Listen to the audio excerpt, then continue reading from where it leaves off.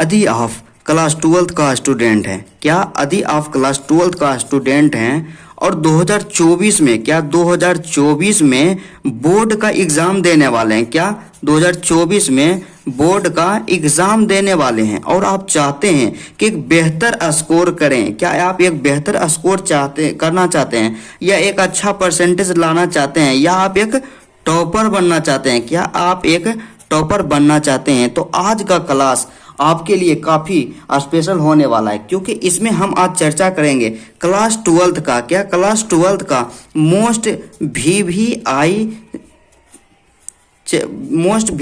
Topic, क्या most VVI topic निबंध, क्या मोस्ट वीवीआई टॉपिक निबंध। आज हम जिस निबंध का अध्ययन करेंगे, जिस निबंध के बारे में पढ़ेंगे, वो हमारे एग्जाम में 100% आएगा, क्या हमारे एग्जाम में 100% आएगा। तो आप यदि बेहतर करना चाहते हैं तो इस क्लास को ज़रूर देखें। तो चलिए आज बिना टाइम का इन्वेस्ट किए हुए आज का सेशन स्टार्ट करते हैं। आज का जो टॉपिक है जिस पर हम निबंध लिखेंगे वो क्या है, प्रदूषण है। क्या हम लोग प्रदूषण पर निबंध लिखेंगे। प्रदूषण एग्जाम में रहेगा, प्रदूषण या रहे प्रदूषण की समस्या या प्रदूषण की समस्या, इसी पे हम लोग आज क्या करेंगे, निबंध लिखेंगे। काफ़ी इम्पोर्टेंट पॉइंट है, काफ़ी इम्पोर्टेंट टॉपिक है, इसी पे निबंध लिखना है। आपको और बता देना चाहते हैं कि 2016 और 2017 में पूछा गया है कि प्रदूषण पर निबंध लिखने के लिए। तो चलिए स्टार्ट करते हैं। निबंध लिखने से पहले हमें निम्नलिखित बातों को ध्यान देना चाहिए, क्योंकि यदि निबंध लिखने से पहले हमें क्या कुछ महत्वपूर्ण बातों के बारे में जानकारी होना चाहिए कि निबंध कैसे लिखें, क्या निबंध में कैसे लिखें, क्या निबंध में कैसे लिखें कि 8/8 लाइन, क्या निबंध में कैसे लिखें कि 8/8 लाइन, मतलब कौन सा ऐसा ट्रिक है, कौन सा ऐसा मेथड है, जो तरीका है एक टॉपर लिखता है जिससे उसको पूरा अंक दिया जाता है और आप लिखते हैं तो आपको कुछ ही अंक दिया जाता है। मतलब टॉपर का जो तरीका होता है वो निबंध किस प्रकार लिखता है और आप किस तरह लिखिएगा कि आपको 8 में से 8 अंक मिलेगा। तो सबसे पहला जो मेथड है, पहला जो तरीका है, उसको पहला क्या है, गुड हैंड राइटिंग। क्या है, गुड हैंड राइटिंग, मतलब आपकी हैंड राइटिंग अच्छी होनी चाहिए, आपकी हैंड राइटिंग अच्छी होनी चाहिए। यदि आपकी हैंड राइटिंग अच्छी नहीं है तो आप हैंड राइटिंग पे अभी से ही फोकस कीजिए और अपने हैंड राइटिंग को बेस्ट कीजिए, क्योंकि आपका हैंड राइटिंग ही आपके मार्क्स को इंक्रीज करता है। दूसरा क्या है, पहला पेज अच्छा से लिखें। क्या करना है कि पहला जो पेज होता है निबंध का, उसको क्या करना है, अच्छा से लिखना है, बढ़िया हैंड राइटिंग के साथ अच्छा तरीका से रिप्रेजेंट करना है, जिससे एग्जामिनर के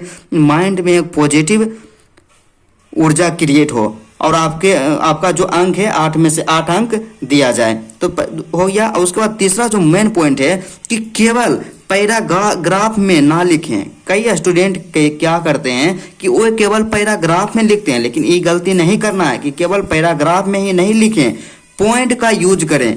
क्या करना है कि केवल पैराग्राफ में ही नहीं लिखना है, पैराग्राफ में तो लिखना है, उसके अलावा पॉइंट में भी लिखना है। क्या है, पॉइंट में भी लिखना है। उसके बाद चौथा जो मेन पॉइंट है कि मेन वर्ड्स को क्या करना है, हाईलाइट करना है।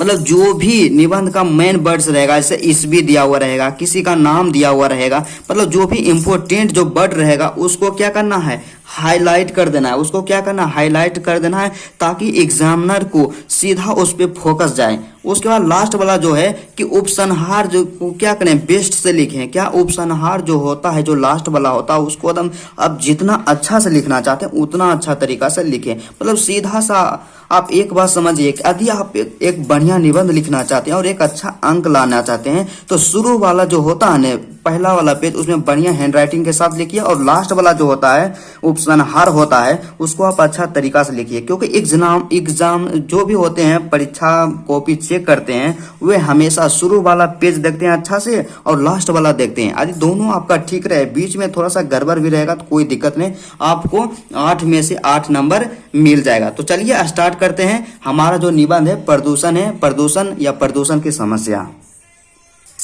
तो सबसे पहले किसी भी टॉपिक पे हमें निबंध लिखना है तो उसका नाम स्टार्ट में लिख देना है, शुरू में लिख देना है कि हमारा जो टॉपिक था वो प्रदूषण या प्रदूषण की समस्या, इसको लिखें। उसके बाद इसको थोड़ा सा अंडरलाइन कर देना है, पेंसिल से ही अंडरलाइन करना है या आप पेन से भी अंडरलाइन कर सकते हैं, लेकिन ज़्यादा बेटर रहेगा पेंसिल से अंडरलाइन कीजिए। उसके बाद उसको ब्रैकेट में बंद कीजिए, थोड़ा सा हाईलाइट देखने में लगे। ये जो प्रदूषण की समस्या 2016 और 2017 में पूछा गया था। अब क्या करना है कि निबंध लिखने से पहले उसका रूपरेखा लिखना है। क्या करना है? रूपरेखा लिखना है। क्या? रूपरेखा लिखना है। तो रूपरेखा कैसे लिखाएगा? यहाँ पे ऊपर में लिख देना है रूप, यहाँ पे लिख देना है रूपरेखा, और रूपरेखा में लिखना है मतलब हम जो निबंध लिखने वाले हैं वो मतलब किन किन बिंदु पर निबंध लिखेंगे। तो हमारा मेन पॉइंट क्या है? हमारा टॉपिक है प्रदूषण। क्या है? टॉपिक प्रदूषण। तो प्रदूषण में पहले लिखेंगे प्रस्तावना, उसके बाद लिखेंगे प्रदूषण के प्रकार, उसके बाद लिखेंगे प्रदूषण के कारण। क्या? पहले प्रस्तावना, उसके बाद प्रदूषण के प्रकार, प्रदूषण के कारण, उसके बाद हम लोग क्या लिखेंगे? प्रदूषण के दुष्परिणाम, मतलब प्रदूषण जो होता है उसका दुष्परिणाम क्या होता है। उसके बाद हम लिखेंगे प्रदूषण के निवारण, मतलब प्रदूषण से हम लोग निवारण कैसे पा सकते हैं। उसके बाद लास्ट में जो लिखेंगे उपसंहार लिखेंगे। क्या करेंगे? लास्ट में उपसंहार लिखना है। मतलब आपका ज्यादा फोकस होना चाहिए कि प्रस्तावना और उपसंहार को काफी बेस्ट तरीका से लिखना है। मतलब सीधा सा आपको बता देना चाहते हैं, यदि आप निबंध लिखें तो शुरू वाला में क्या, उस सबसे पहले आप उसका रूपरेखा लिखिए। रूपरेखा मतलब आप किस किस पॉइंट पे निबंध लिखने वाला है। आपका जो टॉपिक है प्रदूषण, प्रदूषण में हमारा हो गया पॉइंट, पहला पॉइंट प्रस्तावना, दूसरा प्रदूषण के प्रकार, तीसरा प्रदूषण के कारण, चौथा प्रदूषण के दुष्परिणाम, पांचवा प्रदूषण के निवारण, और छठा जो लास्ट है उपसंहार है। तो चलिए सबसे पहले देखते हैं कि प्रदूषण का प्रकार। पहला जो है उसको लिखना है कि क्या प्रस्तावना है, सॉरी सबसे पहले क्या लिखना है? प्रस्तावना लिखना है। तो सबसे पहले प्रस्तावना लिखते हैं। तो चलिए यहाँ पे हम दे देंगे ब्लैक पेन से लिख देंगे, क्या काला पेन से लिख देंगे प्रस्तावना, और इसको अंडरलाइन कर देंगे और डैश दे करके इस लाइन को यहाँ पे रिमूव कर देना है, छोड़ देना है। उसके नीचे वाला जो लाइन है यहाँ से लिखना है। क्या करना? नीचे वाला लाइन से लिखना है कि प्रदूषण का अर्थ है। क्या? प्रदूषण का अर्थ है, प्रदूषण का जो अर्थ है प्राकृतिक संतुलन में, क्या प्राकृतिक संतुलन में दोष पैदा होना। मतलब प्रदूषण का जो अर्थ है प्राकृतिक संतुलन में दोष पैदा होना। सिंपल यहाँ हम लिख दें। उसके बाद क्या करेंगे कि उस लाइन को भी छोड़ देंगे, थोड़ा सा काफी एट्रैक्टिव लगेगा देखने में। उसके बाद नीचे वाला लाइन से लिखना है कि न वायु शुद्ध मिलना, यहाँ पे कर देना है अर्थात, यहाँ पे लिख देना है अर्थात, यहाँ पे लिख देना है अर्थात न वायु शुद्ध मिलना, न शुद्ध जल मिलना, उसके बाद ना शुद्ध खाद्य पदार्थ मिलना, मतलब ना शुद्ध खाद्य पदार्थ मिलना। उसके बाद लिखेंगे और ना ही शुद्ध वातावरण मिलना। मतलब प्रदूषण का जो समान अर्थ होता है प्राकृतिक संतुलन में दोष पैदा होना, प्राकृतिक संतुलन में दोष पैदा होना। अर्थात इसका मतलब क्या हुआ? अर्थात ना वायु शुद्ध मिलना, ना शुद्ध जल मिलना, और ना शुद्ध खाद्य पदार्थ मिलना, और ना ही शुद्ध वातावरण मिलना। यहां तक हम लिख दें। उसके बाद लिखना है मेरे दोस्त, मेरे साथी, कि विज्ञान के, क्या विज्ञान के इस युग में मानव को, विज्ञान के इस युग में मानव को जहां कुछ वरदान मिले हैं, क्या जहां कुछ वरदान मिले हैं, वरदान मिले हैं, वहां कुछ अभिशाप भी मिले हैं। मतलब विज्ञान के इस युग में मानव को जहां कुछ वरदान मिले हैं वहां कुछ अभिशाप भी मिले हैं। उसके बाद लिखना है कि प्रदूषण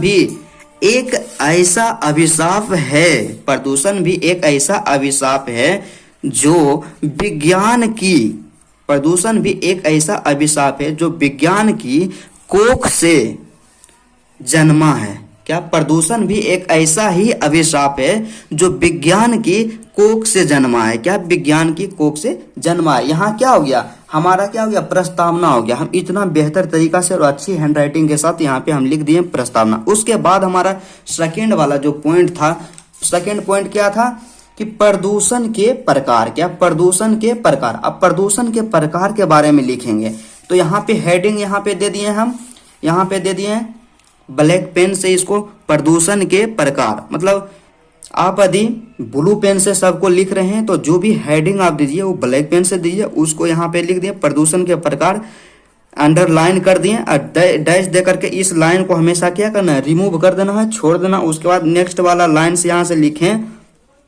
कि प्रदूषण का जो प्रकार है, यहाँ से हम लिख दिए हैं प्रदूषण के प्रकार में कि प्रदूषण कई प्रकार का होता है। क्या? प्रदूषण कई प्रकार का होता है। उसके बाद जिसमें से कुछ प्रमुख है, मतलब प्रदूषण तो कई प्रकार का होता है लेकिन जिसमें से कुछ प्रमुख है, मतलब जिसमें से कुछ प्रमुख प्रकार इस प्रकार है। पहला क्या है? वायु प्रदूषण। नंबरिंग यहाँ पे कर देना है, क्या करना है, नंबरिंग कर देना है, या क ख में लिखना है या ए बी सी डी में लिखना है, इस तरह से लिखना है। पहला कर दिए वायु प्रदूषण, दूसरा कर दिए जल प्रदूषण, तीसरा कर दिए ध्वनि प्रदूषण और चौथा कर दिए मृदा प्रदूषण। इस तरह से हम लिख दें प्रदूषण का प्रकार। अब क्या करना है कि एक एक करके, क्या एक एक करके इसको डिटेल्स में लिखना है। तो सबसे पहले क्या है? वायु प्रदूषण। तो सबसे पहले हम देखते हैं, एक नंबर देते हैं, एक नंबर में वायु प्रदूषण, इसको भी काला पेन से लिख देना है, थोड़ा सा अंडरलाइन कर देना है। उसके बाद इसमें लिखना है कि महानगरों में, क्या वायु प्रदूषण, महानगरों में यह प्रदूषण अधिक फैला है। क्या? महानगरों में यह प्रदूषण जो है अधिक फैला है। उसके बाद लिखना है कि कारखानों की चिमनी, क्या कारखानों की जो चिमनी और सड़कों पर, कारखानों की चिमनी और सड़कों पर दौड़ते वाहनों, कारखानों की चिमनी और सड़कों पर दौड़ते वाहनों से निकलने वाले धुएं में कार्बन मोनोऑक्साइड, क्या कार्बन मोनोऑक्साइड, ग्रीन हाउस गैसें जैसे कार्बन डाइऑक्साइड, मीथेन, क्लोरोफ्लोरोकार्बन आदि खतरनाक गैसें निकलती है। क्या? खतरनाक गैसें निकलती है। ये सभी गैसें वायुमंडल को भारी नुकसान पहुंचाती है।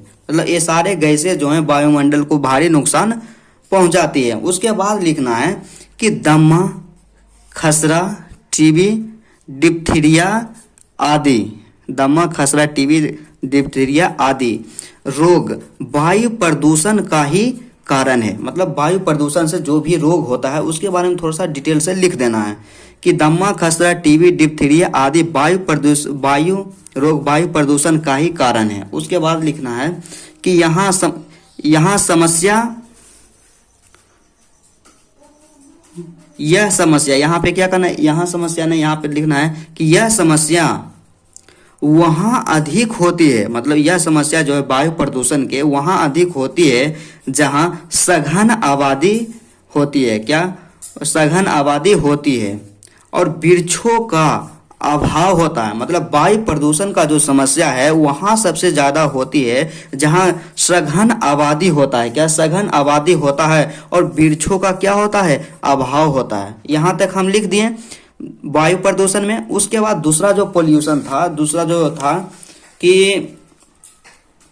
जो था वायु प्रदूषण के बाद दूसरा था जल प्रदूषण। क्या था? जल प्रदूषण। तो दूसरा नंबर दे दिए यहाँ जल प्रदूषण। तो जल प्रदूषण में भी लिखेंगे कि हमारे घरों से निकलने वाला, क्या हमारे घरों से निकलने वाला दूषित पानी और कल कारखानों के कूड़े कचरे एवं अवशिष्ट पदार्थ नालियों एवं नदी के माध्यम से जल में मिल जाते हैं। नालियों एवं नदी के माध्यम से जल में क्या होते हैं? मिल जाते हैं और जल को अत्यधिक प्रदूषित कर देता है। जल को अत्यधिक प्रदूषित कर देता है। उसके बाद लिखना है कि इतना ही नहीं, कृषि में क्या इतना है नहीं, कृषि में उपयुक्त मतलब प्रयोग किए जाने वाले उर्वरक और कीटनाशक से भी, क्या कृषि में उपयुक्त उर्वरक और कीटनाशक से जल प्रदूषित होता है। मतलब इतना ही नहीं, कृषि में जो हम लोग उर्वरक और कीटनाशक का प्रयोग करते हैं उससे भी जल क्या होता है, प्रदूषित होता है। उसके बाद लिखना है मतलब जल प्रदूषण से जो भी बीमारियां होती है उसके बारे में लिखना है कि इससे डायरिया, पीलिया, टाइफाइड, हैजा आदि खतरनाक बीमारियां होती है। तीसरा जो प्रदूषण का प्रकार है वो ध्वनि प्रदूषण है। क्या तीसरा जो है ध्वनि प्रदूषण था। ध्वनि प्रदूषण के बारे में जानते हैं कि ध्वनि प्रदूषण किसे कहते हैं, इसके बारे में थोड़ा सा लिखना है।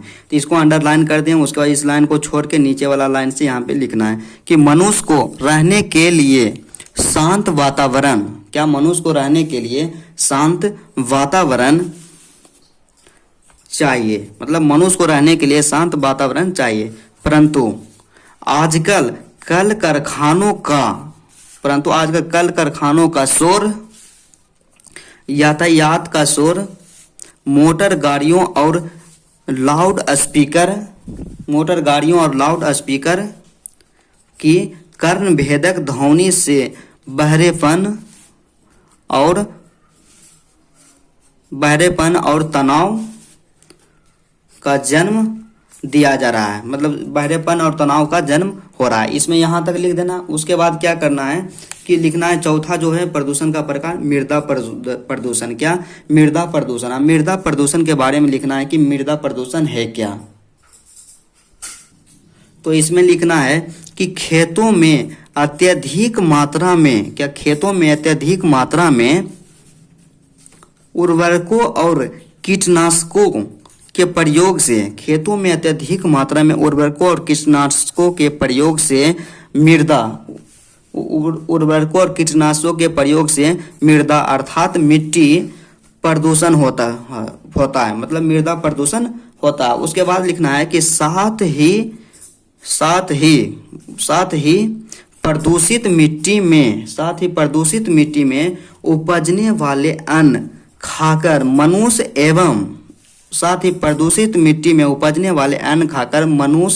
एवं अन्य जीव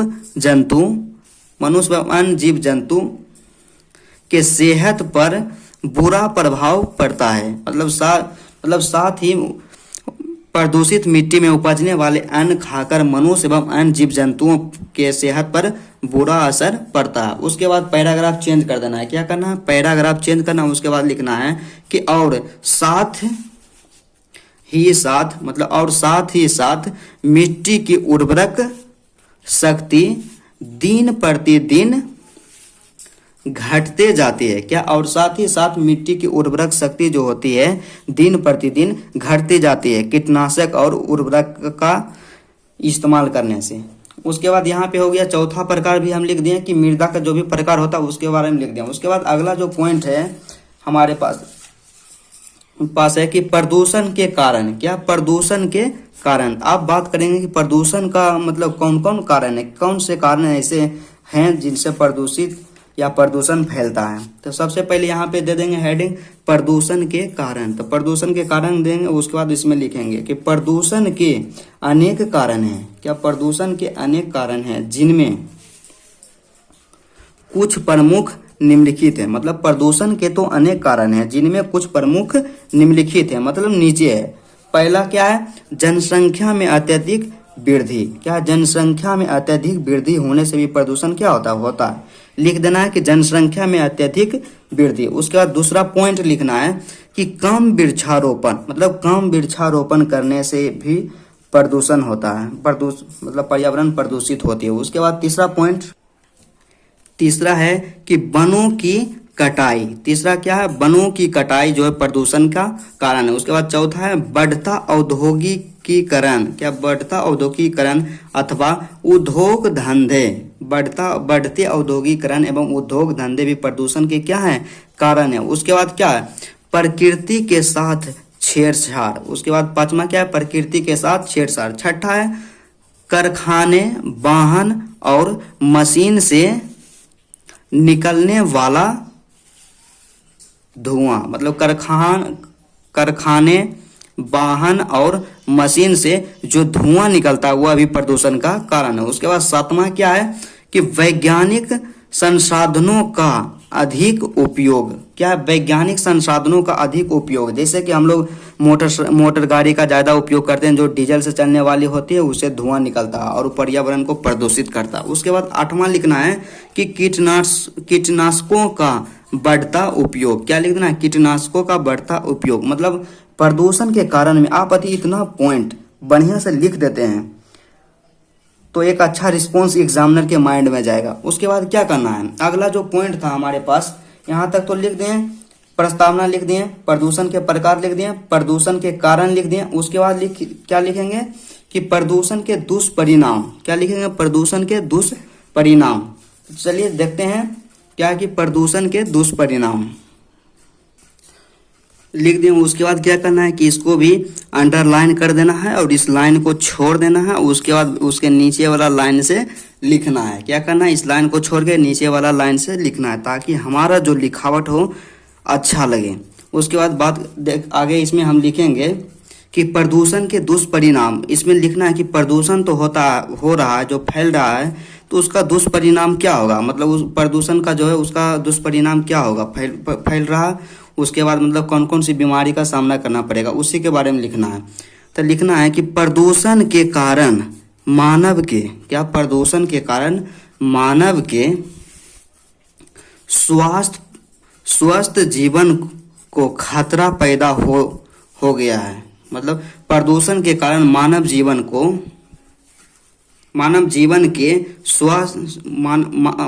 के स्वस्थ जीवन को खतरा पैदा हो गया। उसके बाद फिर लिखना है कि आदमी खुली हवा में लंबी सांस लेने तक को तरस गया है। आदमी खुली हवा में लंबी सांस लेने तक को तरस गया है। ठीक। उसके बाद लिखना है कि गंदे जल के कारण कई बीमारियां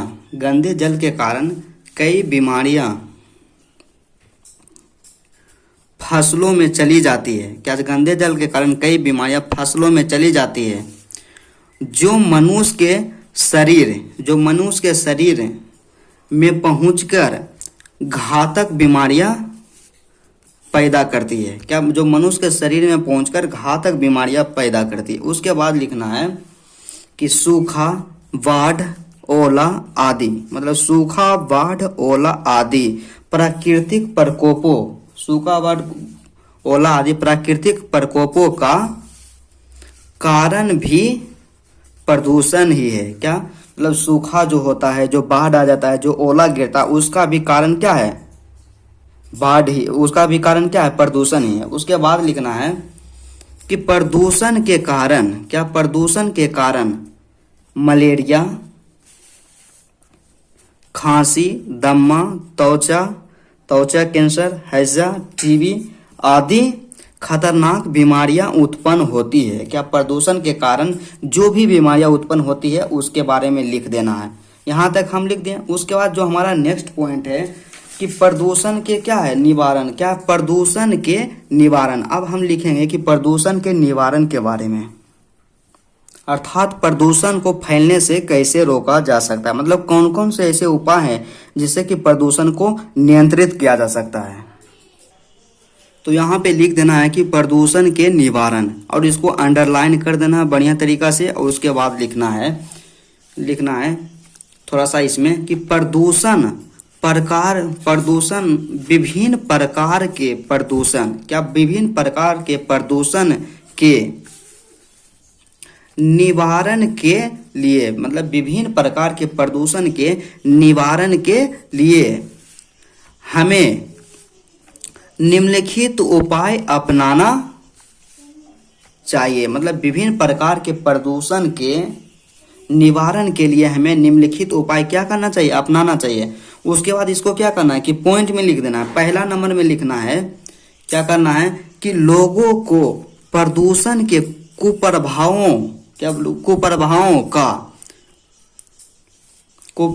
का ज्ञान कराना चाहिए, मतलब लोगों को बताना चाहिए कि प्रदूषण यदि हम फैला रहे हैं तो प्रदूषण से कई प्रकार की बीमारियां उत्पन्न होती है, जिससे हमारे जान भी जा सकता है। मतलब लोगों को क्या करना है, जागरूक करना है। उसके बाद दूसरा पॉइंट लिखना है, क्या दूसरा में लिखना है कि वनों को काटने से रोका जाए। क्या वनों को जो काटने से क्या किया जाए, रोका जाए, और अत्यधिक मात्रा में वृक्षारोपण करना चाहिए। क्या दूसरा जो है निवारण के उपाय कि वनों को काटने से रोका जाए और अत्यधिक मात्रा में वृक्षारोपण करना चाहिए। उसके बाद तीसरा जो पॉइंट है, तीसरा पॉइंट काफी इंपॉर्टेंट है कि जनसंख्या के अत्यधिक वृद्धि पर, क्या जनसंख्या के अत्यधिक वृद्धि पर नियंत्रण करना चाहिए। क्या करना चाहिए कि जनसंख्या का जो अत्यधिक वृद्धि है उस पर क्या करना चाहिए, नियंत्रण करना चाहिए। उसके बाद नेक्स्ट पॉइंट जो है, चौथा पॉइंट है कि कीटनाशक और उर्वरक, क्या कीटनाशक और उर्वरक का सीमित उपयोग क्या है, कीटनाशक और उर्वरक का सीमित उपयोग। अक्सर हम लोग क्या करते हैं कि अत्यधिक उपज मतलब अत्यधिक पैदा करवाने के लिए, अनाज उपजाने के लिए हम लोग अत्यधिक मात्रा में कीटनाशक और उर्वरक का उपयोग करते हैं, जिससे मिट्टी की उर्वरक क्षमता घट जाती है और दिन प्रतिदिन मिट्टी प्रदूषित होती जाती है। उसके बाद पांचवा में लिखना है कि अपने आसपास की जगहों, क्या अपने आसपास की जगहों को साफ सुथरा रखना चाहिए। मतलब अपने आसपास की जगहों को साफ सुथरा रखना चाहिए। छठा, कारखानों के चिमनी की ऊंचाई, मतलब कारखानों की जो भी चिमनी होती है उसकी ऊंचाई अधिक रखना चाहिए। क्या करना चाहिए, कारखानों की जो चिमनी होती है उसकी ऊंचाई क्या होना चाहिए, अधिक रखना चाहिए। उसके बाद है नेक्स्ट पॉइंट है कि उद्योगों की स्थापना, मतलब उद्योग की जो भी स्थापना होता है उस शहरों और गांवों से दूर करनी चाहिए। मतलब जो भी उद्योग बनाना चाहिए, उसकी स्थापना करना चाहिए, उसकी शहर और गांव से क्या करना चाहिए, दूर करना चाहिए। उसके बाद क्या है, उसके बाद आठवां है कि मृत प्राणियों मतलब जो भी प्राणी मर जाते हैं, जो मृत होते हैं, घर के कूड़ा करकट, गोबर आदि को दूर गड्ढे में डालकर रखना चाहिए। मतलब उसको पानी में नहीं फेंकना चाहिए। उसके बाद अगला जो पॉइंट है, उस लास्ट वाला जो पॉइंट है वो क्या है कि उपसंहार। तो उपसंहार के बारे में आप लिखना है। मतलब उपसंहार का मतलब होता है कि अब हमारा जो निबंध है उसका अंतिम रूप ले जाना है, मतलब आप निबंध को खत्म करना है। तो यहाँ पे हेडिंग देना है उपसंहार। क्या देना है, हेडिंग उपसंहार। यहाँ पे हेडिंग देना उपसंहार, और इसमें लिखना है, थोड़ा बढ़िया से लिखना, अच्छा हैंडराइटिंग के साथ लिखना है। लिखना है कि बढ़ता प्रदूषण, क्या बढ़ता प्रदूषण आज संपूर्ण विश्व का, बढ़ता प्रदूषण आज संपूर्ण विश्व का सिर दर्द बन चुका है। मतलब जो बढ़ता प्रदूषण है आज पूरे विश्व का क्या बन चुका है, सिर दर्द बन चुका है। उसके बाद लिखना है कि प्रदूषण के कारण चीजें, क्या प्रदूषण के कारण चीजें दिन प्रतिदिन बद से बदतर होती जा रही है। क्या मतलब प्रदूषण के कारण चीजें दिन प्रतिदिन बद से बदतर होती जा रही है। उसके बाद लिखना है कि प्रदूषण से प्राकृतिक असंतुलन पैदा होती है। क्या प्रदूषण से प्राकृतिक असंतुलन पैदा होती है। उसके बाद लिखना है कि साथ ही मानव जीवन के लिए, क्या मानव जीवन के लिए भी खतरे का घंटी है। मतलब साथ ही साथ यह जो प्रदूषण है वो मानव जीवन के लिए भी खतरे का घंटी है। उसके बाद पैराग्राफ चेंज करना है। उसके बाद लिखना है कि यदि हम मानव जाति समय रहते सावधान नहीं हुए, यदि हम मानव जाति समय रहते सावधान नहीं हुए और प्रदूषण पर नियंत्रण नहीं किए तो संपूर्ण मानव जाति का ही विनाश हो जाएगा। क्या होगा, संपूर्ण मानव जाति का ही विनाश हो जाएगा। मतलब यहाँ लिख देना है पैराग्राफ चेंज करके कि यदि हम मानव जाति समय रहते सावधान नहीं हुए और प्रदूषण पर नियंत्रण नहीं किए तो संपूर्ण मानव जाति का ही क्या हो जाएगा, विनाश हो जाएगा। उसके बाद लिखना है अतः हमारा कर्तव्य है, क्या अतः हमारा कर्तव्य है कि हम प्रदूषण के खिलाफ अपना अतः हमारा कर्तव्य है कि हम प्रदूषण के खिलाफ अपना योगदान देकर पर्यावरण की सुरक्षा करें। पर्यावरण की सुरक्षा करें। यदि आप इतना लिख देते हैं तो आपको 8 में से 8 अंक जरूर मिलेगा। तो चलिए आज का क्लास यही तक रहता है। यदि आपको वीडियो अच्छा लगा तो चैनल को सब्सक्राइब जरूर कीजिएगा। और अगले क्लास में हम अनुशासन और छात्र और अनुशासन, क्या छात्र और अनुशासन पर निबंध, क्या छात्र और अनुशासन पर निबंध देखेंगे, जो कि काफ़ी इम्पोर्टेंट टॉपिक है।